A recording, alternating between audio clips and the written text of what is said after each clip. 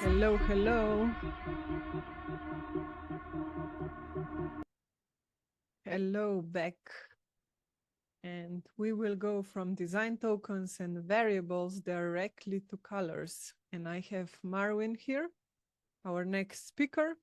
Marvin is the senior product designer at RTL Plus, and he's also teaching UI design at Memorizely.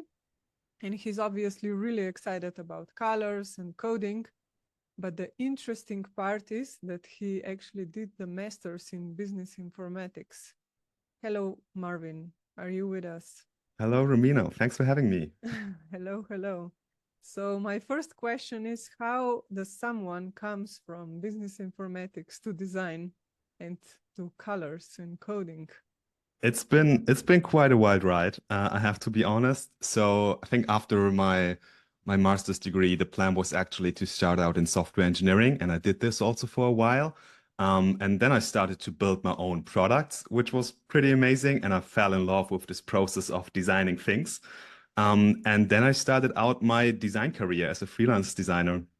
And now I'm in a pretty cool team where we build an amazing product that we're going to share today. Oh, wow, that's amazing. So which color is your favorite color? My favorite color, probably I would go with a dark red, like in a red wine, because also personal reference, I'm living in the second biggest wine region in Germany, which is quite a beautiful place. So that probably is my color to choose. Oh, wow. Yeah, I would go with the blue one. Um, so what's your favorite thing to do when you're not building your products and working?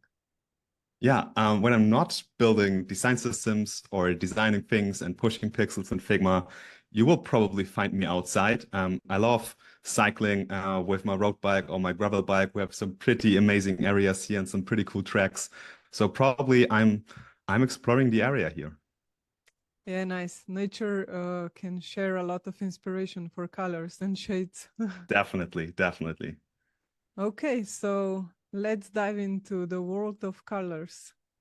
Cool, perfect. Let's do it. So I'm going to share my screen. Here we go. Here we have our slides. That should be working. It Nice. works, yeah. Good Okay. luck. Perfect. Thank you. So, welcome everybody. Um, we're searching for the perfect color. That's why we're starting out in black and white with this presentation here. And it's super cool to be here. Just 10 minutes before the talk, I went through the slides and I was like, oh, damn it. I forgot like a proper introduction slide, but Romina did a great thing of introducing me. And it's also cool that we're here as a design team of RTL Plus. I know that some people are in the chat. I can see that. That's pretty cool. Um, and that's a cool thing because we're not usually sharing things from our product or what we're working on. So expect that talk to be not something like a best practice or like this 10 essential tips and tricks. It's more like a project diary and it's super fresh. I think together with Sil, I've changed this talk like last minute and we're sharing a project from the past 3 or 4 weeks where we did something pretty new for our product, which was really interesting. And I'm just going to take you on the ride with me. Okay. So before we're jumping into it, we have to talk a bit about what RTL Plus actually is. Maybe you can guess it from the plus. It's a bit like Disney Plus, Paramount Plus, and stuff like that. So we are a streaming app. But RTL basically has its roots in television. We are one of the biggest private TV channels in Germany. And we're also operating in a bunch of other countries, but I'm talking now and today specifically about RTL in Germany. And a few years ago, we decided to also bridge this gap between the linear television world and this digital world. And we've built that into a streaming app. This was a pretty simple app nowadays, or then back in the days. Um, but now it comes to plot twist where RTL is actually pretty interesting and stands out a bit because we're part of a big media group in Germany that is called the Bertelsmann Group, and they combine different book publishers or magazines or also TV channels and stuff like that. In a few years, guys over at Bertelsmann and RTL, they had this idea to bundle all of these things into one app. So not having different apps for different types of media streaming anymore, like music streaming, one app for music streaming, one app for audiobooks, one app for movies and stuff like that, but combining that offer into one app. And that is RTL Plus, which basically launched last summer with this new app version. And a lot of things have changed since then. So it's quite a big app, I have to be honest. And we're quite a small design team for an app like this because it's a really, really complex product. So here you can see some numbers, and this content catalog is really growing every day. We have over 600 movies. We have a lot of songs. I think even more than Spotify, but that's just a rough guess. Every time new articles are coming in. So I'm giving you these numbers just that you can see that there are a lot of things going on within this product. And there is a lot of content in it. I think there is also a statistic that like so many people, I mean, that every person in Germany is consuming content that is somehow connected to the RTL world for at least 30 minutes a day. So we have a massive crowd here in Germany. The thing is now, everything works fine. We've launched the app. It's pretty simple. It was a real MVP, and we've cut out a bunch of features and tried to bring everything on a new tech foundation and also make some design changes and stuff like that. And the fun thing a few weeks ago, where we have, now it's dark outside, but we have currently beautiful spring weather in Germany. And some users and also some people from management and also from our team were like, well, actually, we got after this long and dark winter, everything was like gray and dark. Now we see these colors everywhere out in nature, and we're asking ourselves, why is our app black and white? So you have to know that we're not using, let's say, real colors in our product. We're only using black, white, a few shades of gray, and that's it. All the other colors come from images or come from content. And we had this idea to bridge this gap basically, where we are like, well, what about when we introduce some color into our product? And then we had a task force of like 3 people, 2 designers, 1 guy from the branding team. And we were like, let's try it out. How hard could it be? And we sat down at a whiteboard and we were like, okay, but before we do anything, we have to start with the why. Why are we actually want to have color in our product? So one thing was actually to get a better brand connection. Right now, RTL is such a colorful and diverse brand. We're basically, most people in Germany, when they browse through the TV channels, they know it that RTL always plays a bit with their logo. So we don't have like one logo color palette, but we have a dynamic logo that changes always based on the image that is in the background. Pretty interesting thing to do. And then we're like, well, we have one of the largest or biggest content catalogs in Europe, but we don't have a really colorful and playful app, and it looks a bit boring. So that was a clear mismatch. And we were like, let's bridge that gap and bring in some color into this app. And we also have to be honest, color always has kind of an emotional connection. I think everybody knows that colors evoke some emotional responses, like blue for being professional, or purple if you want to be playful or want to do something with Bitcoin or something like that. And we always can see that color is somehow attached to a mood or to a certain feeling. And you can do the experiment right now for yourself. So you can, if you like, just go through with your eyes through this little snippet of our content catalog, and you can see where you stick at or what sticks out for you the most. And this is interesting because I strongly believe if all these covers were black and white, we wouldn't have the same effect, right? And third but not least, we always have to say that also colors make the app a bit more enjoyable and a bit more playful and also more fun to use. I mean, look at these 2 examples here from the Bank iOS app or the Sequel iOS app. Without colors, they wouldn't look so playful, but also so qualitative and stuff like that. So I think that's pretty cool. And we have to fight with everything we have. The streaming market and like the entertainment market for apps is so competitive and so brutally hard. So we really have to find like everything where we can make the app a bit more enjoyable for the user. So yeah, that was the first session at the whiteboard. Pretty cool. Then was a weekend. We came back to the whiteboard. We sat together again, and then we were like having a real identity crisis because we wanted to try out some things, but then we were like, well, we definitely need to make sure that we don't use in color just for the sake of having color. So we don't be like, living the designer's dream and coloring everything, but we want to make it really holistic and really puts the user experience in the center of everything here. I'm sharing now some screenshots, and I'm not really proud to share them, but it's work in progress. And sometimes you also have to share the dirty things. And we had some first ideas, and I'm really, really not proud of these. And hopefully none of these designs will it make somehow in our app, because it was such a hard project. We were like, okay, how hard could it be? Let's try some colors on buttons. And we're like, well, which buttons? Which color?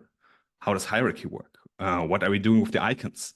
What are we doing with like ghost buttons and stuff like that? It became so complex. It was unbelievable. Same goes for other actions. Where are we using the colors? Do we use colored texts?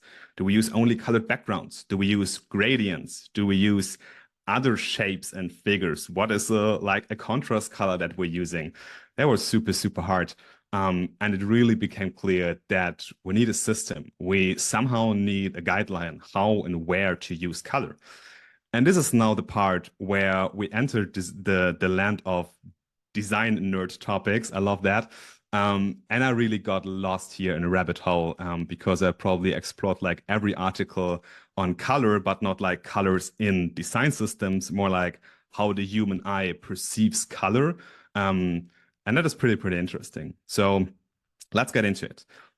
Before we get into how we apply our colors or what we did in this project, we have to look back a bit and understand how colors in our application work.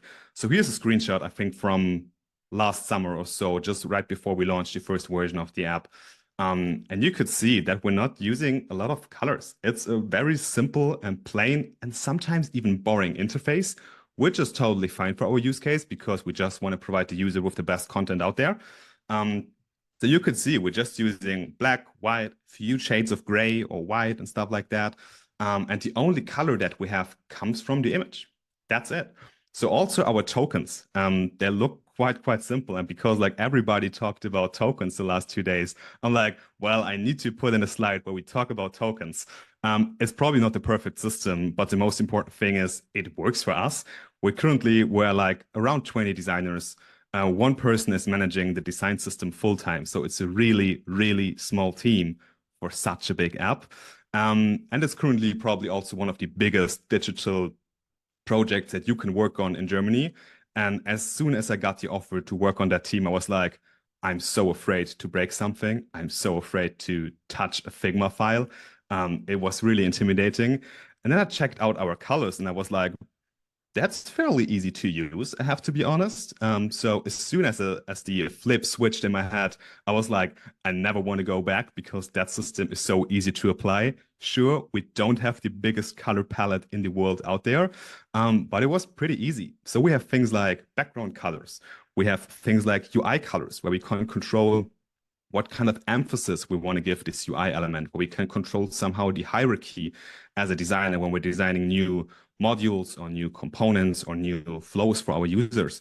And then we can also say what kind of color we want to have living on that UI element. So things like on UI high emphasis or something like that. And that's basically the whole magic. It gets a bit more complicated, but really it's not more complicated than that. That's probably our complete list of tokens. And then we were like, we saw this section here and we were like, okay, now let's throw in some color. Couldn't be that hard, right? And we were like, where do we start? Why do we need to make the system so complicated? Because we were already seeing like everything is falling apart. But we were like, come on, we have to try it out. We have to start somewhere. So let's just throw in some colors, right? Yeah, turns out the biggest struggle we had was picking a color. Because the question was, what is actually the main color of RTL? So maybe you've noticed it, but in the top left corner of the slides, the logo is always changing because we don't really have a brand color. So the color is always changing and evolving. And it's so hard to pick the right color for us as a special product, where like Airbnb has its red and Spotify has its green. We're like, well, we have 300 colors that are our brand colors. And we're like, we tried out possibly every color that you can see here in products and in certain parts of the screen. And we were like, nope, does not feel right. That's not working. We have contrast issues here. So it was quite an interesting thing. And there was also one point in time where we're like, it probably has a reason why we are not using colors in our product. But we not give up. So the cool thing is that only one click away, we actually had the answer. And in one of our team evenings, we just watched TV. And then, of course, we're watching also RTL in the evening together as a team sometimes. And we were like, wait a second, what are we actually doing here? We're having our logo and we have an image in the background. And then we're using this image and we're translating colors from that image into the logo. So we're basically dynamically picking colors from content. So we knew this should be our ultimate goal. And it was quite hard. So I think the next day or the day after, we got back in the office and we were like, let's run an experiment. We want to do the exact same thing that we're doing on TV, on air, in our product. How hard could that be? So we found out very quickly handpicking is not scalable for a content library that is as big as ours. So what we basically tried is we picked those 4 images because they are very different, but they also have some things in common that is important. And we sent these images to people from our team, from the design team, to product managers, to other stakeholders from the project. And we were like, do us a favor and pick a color or two that represents the feel and the vibe and the mood of that image. And interesting thing is, our human eye is pretty good in doing that. So we got some quite interesting choices, even for the harder cases, like the third image here, where it was like super hard to pick a color that represents the vibe. For example, going with this dark red and this greenish gray looking thing, but it represents the vibe of the image somehow. But it turns out that we never got the same color twice. So we did this with like 10 or 15 people. And everybody went with like kind of an orange maybe for the second image or kind of yellow for the sissy cover here on the right-hand side. But we never got the same hex value twice. And this was an interesting thing because we found out, well, handpicking is not only not scalable for a content library that is as big as ours, but it's also not really deterministic like we know it from an algorithm. So the thing is, when we're putting in an image and we're handpicking colors, we always get a different output, and that is something that is not maintainable in the long run. So it became clear we need to do some more research, and we probably need to find something like an algorithm where we have an image and we translate that image into a color. That would be the ultimate dream. And at this stage, I have to give massive, massive kudos to the NRK team. It's the design team from the Norwegian Broadcast Corporation. They also have a streaming app and a media library. You can check it out at NRK TV, I guess. And they also published a blog post, and I've read that during my research. And it is titled "Creating Color Algorithms with Accessibility in Mind."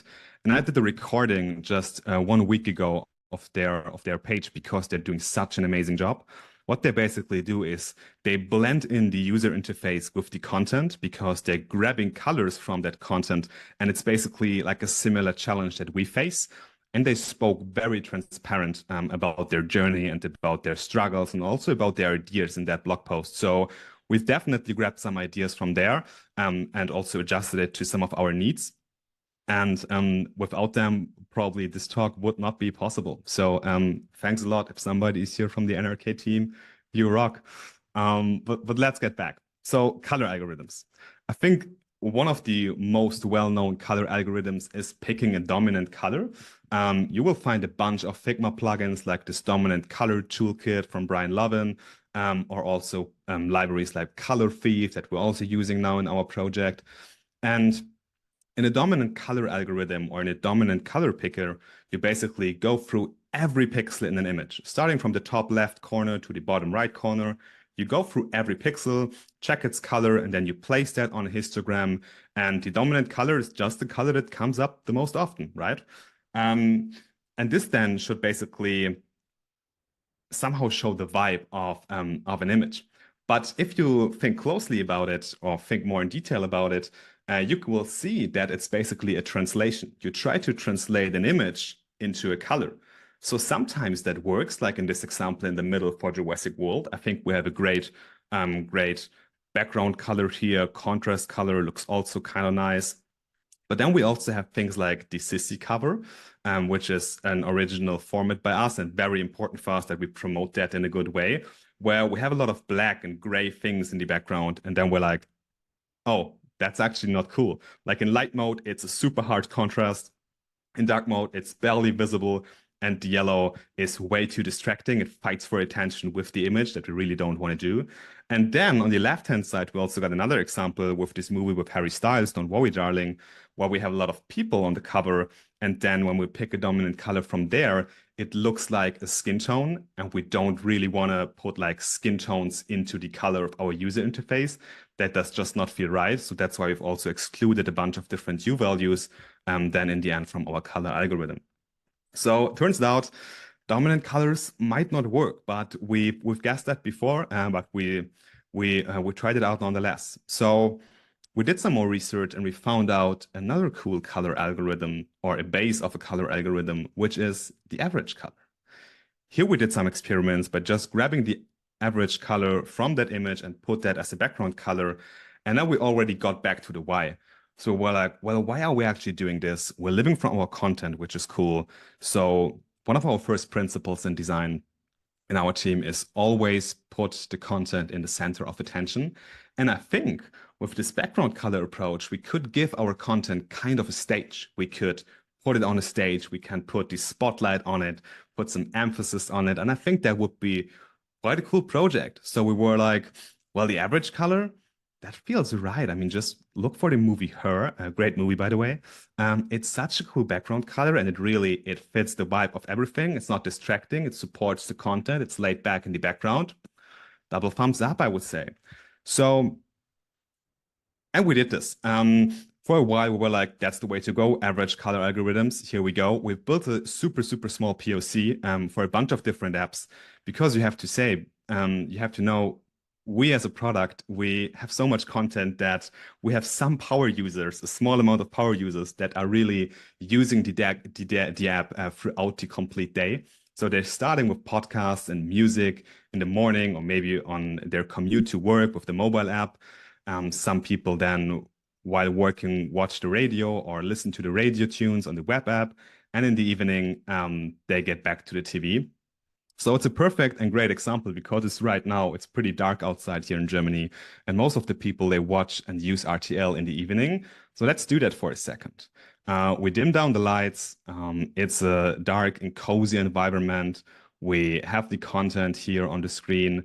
And you could see it now, if you really look closely, that these different colors, they have a different level of lightness. They just feel different. If you go from this dark purple to this bright red, you can really see that there is like a contrast switch. And especially for a big screen like the TV, this would really influence the user experience in the end. So we did some more research now how the human eye actually perceives color. And there's something that is called luminance, which basically controls how bright we perceive a color. We did this experiment. We found this online. If you use a color wheel and desaturate all the colors, you can really see that these colors have a different level of lightness. And that's totally natural. It's like in nature, basically. So there are specialized libraries out there with which you can influence this value of luminance, which is pretty nice.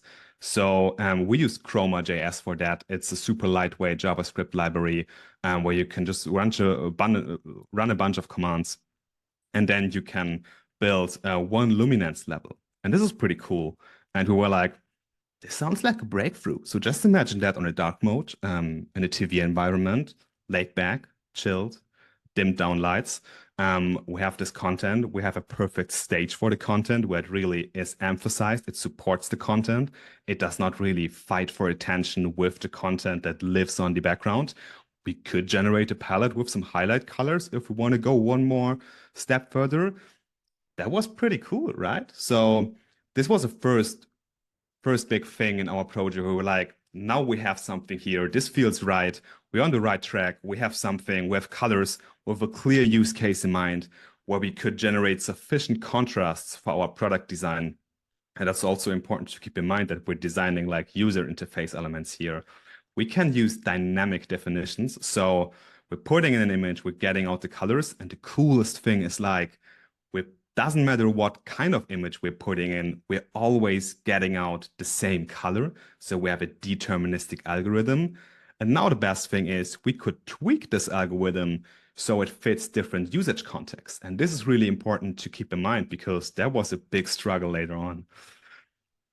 So we now know how we're using color in the product.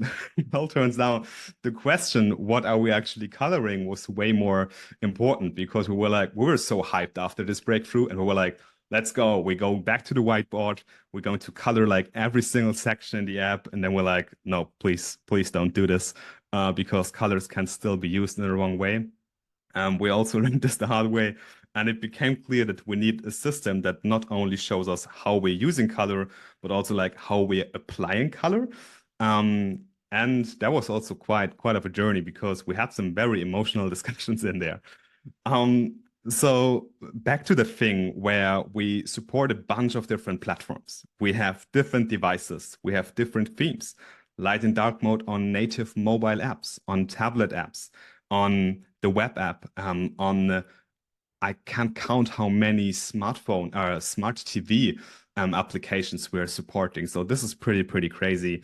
And we have different contexts. So we need clear definitions how we're actually using the colors in terms of themes and making it possible to have the best color output and best experience for every device out there. But at the same time, we had to understand the architecture, how we're actually crafting our pages.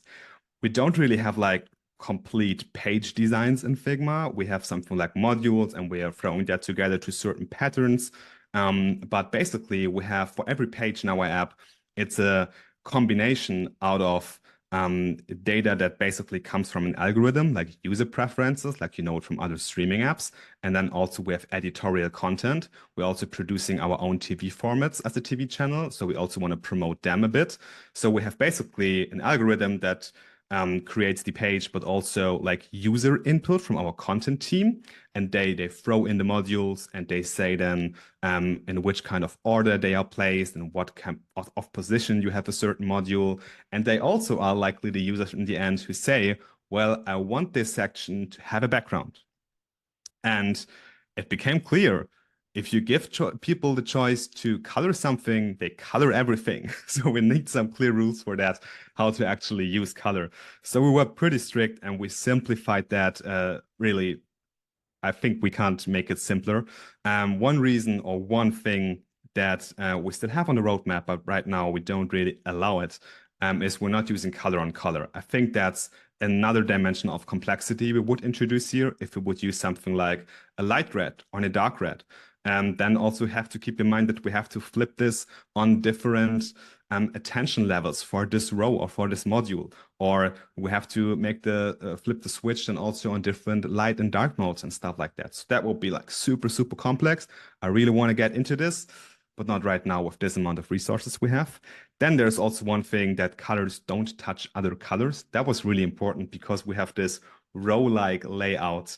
And if you would have like green and purple and yellow and red, that would look like a color palette itself. And that wasn't pretty cool. And then also there is no one size fits all solution. So we definitely have to use case specific manipulation here. So that is pretty cool. We were like, well, now what? I think we can ship this, right? That would be pretty cool. But we lost touch of one very important group in our team, and this was the designer themselves, because somebody has to design the modules that hold these colors. Somebody needs to define all the specs, all the possible variants and all the stuff that we have on the different platforms and screen sizes, and also kind of different modules that the content team in the end can use.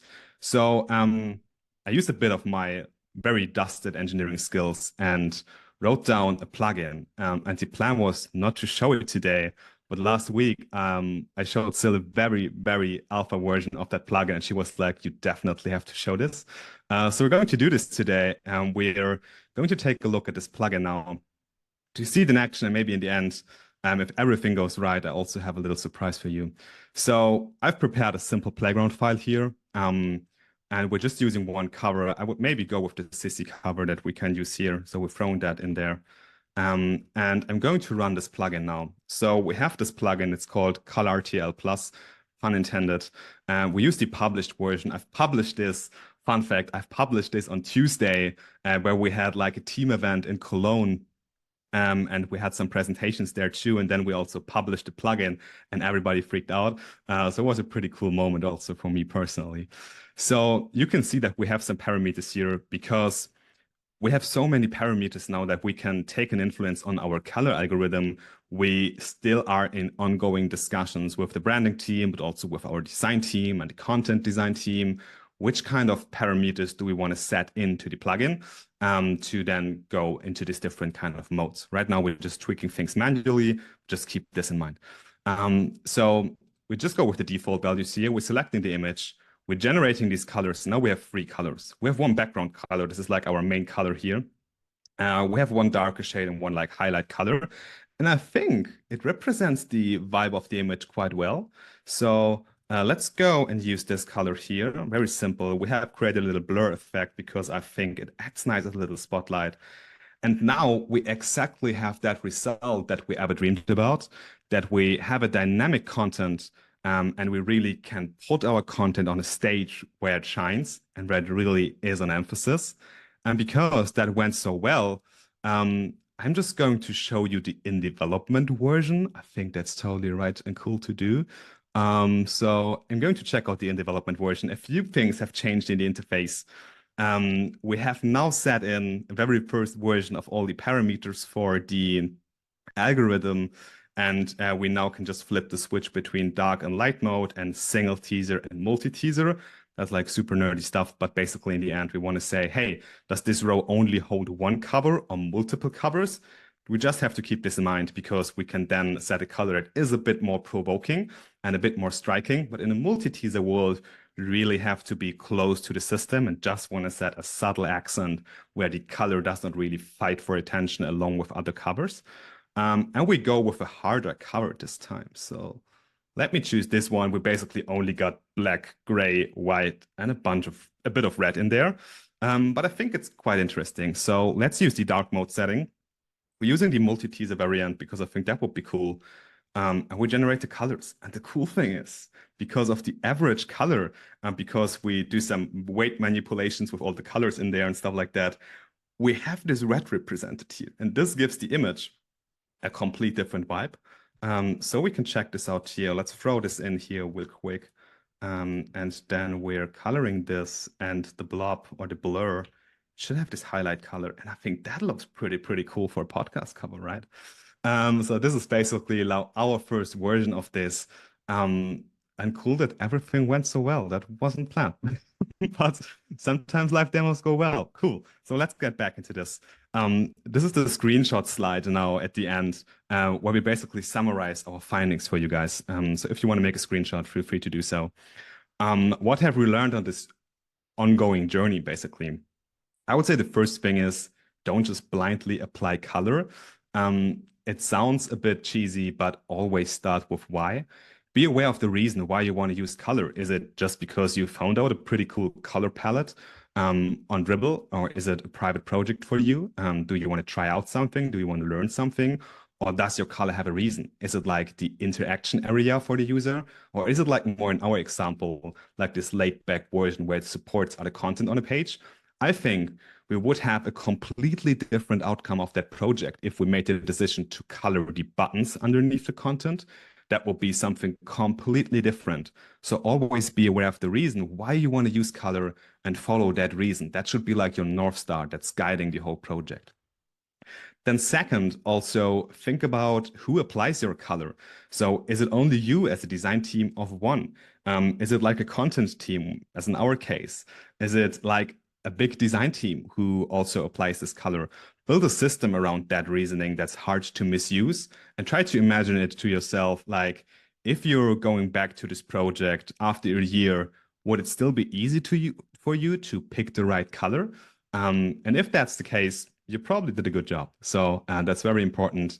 Think about who applies your color and build a system around that. And then consider all possible contexts in which your product is used, and also how this influences your color choices. I think there is no one size fits all solution.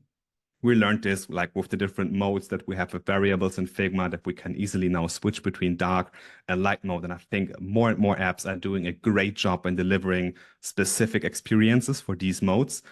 I think one of my favorite examples is Headspace, where you can use this app in light mode during the day on meditations, but then as soon as you switch to sleep stories that you may be using in bed, it dims down to a dark mode that really fits the playful vibe of the app.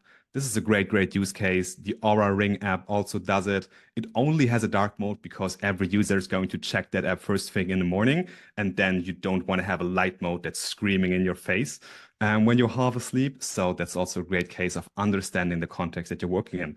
And we're trying to do the same thing at RTL Plus. So we're very early in this journey. It's a long way from being released. It's just a 4 weeks old project or something like that, with like 2 people working on it. But it's a lot of fun, I can say. And it was pretty cool to be as transparent as possible, hopefully, and that you enjoyed this. So we're coloring pixels like 1 pixel at a time. This is it. You can always reach out if you want to learn more. You can also, if you're in Germany, you can also check out our app, which would be pretty cool. And if you want to learn UX and UI design or design systems with me and Adressa, you can also check out Memorizely, which would be cool. So yeah, with that being said, I would hand it over to Romina, and then we can get into some questions.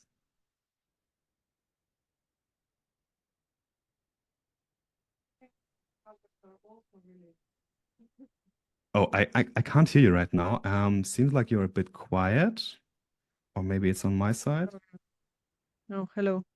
Yeah, now it's No, working. it's Perfect. working. Yeah, I forgot the mic on the No left worries. side. No, I said that if you have Marvin in your team, the colors are also pretty easy to use.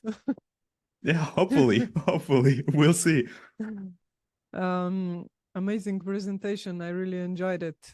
It's really refreshing to see the new approach on colors, especially at your scale and doing things for the streaming service. It can get really exhausting to, manually choose the colors. So I will dive into the first question that's also connected with this one. Is it possible to reshuffle the colors? So once you choose them, if you're not satisfied, that you would just press generate again, or were you thinking? Yeah, so you basically you can generate the colors always again and again. The thing is, if you have the same parameters for the algorithm, the colors won't change. So we can only set, like, do we want to have like a more provoking color that's a bit more striking, or more kind of a laid back color palette. But this is the thing with the algorithm, it's deterministic. So doesn't really matter if the input is the same, the output will also be the same. What are your plans? I mean, you mentioned that this project only took you like 4 weeks. So what are your plans for the future? Or are you planning to make a new version, or just put this in the wild and test it with the users and in the streaming service? Yeah. So we're already starting to use some of these logic in very first and very smaller scoped applications in our world. So once a week or twice a week, we're sending out newsletters to our users with some recommendations for like streaming offerings and content and stuff like that. And now we're applying these color logics already in our newsletters. And the first feedback we received last week was pretty great. So we're basically starting in smaller scopes, and then we want to extend this to some sections of the applications, see what the feedback is, and then expand from there. And as soon as everything is live in the product, the plan is also to open source the plugin, so everybody can also check it out. Oh, we can wait to try it out. And there's a question, any tales on color usage going wrong? But probably you will have these tales, or hopefully not, when you publish it.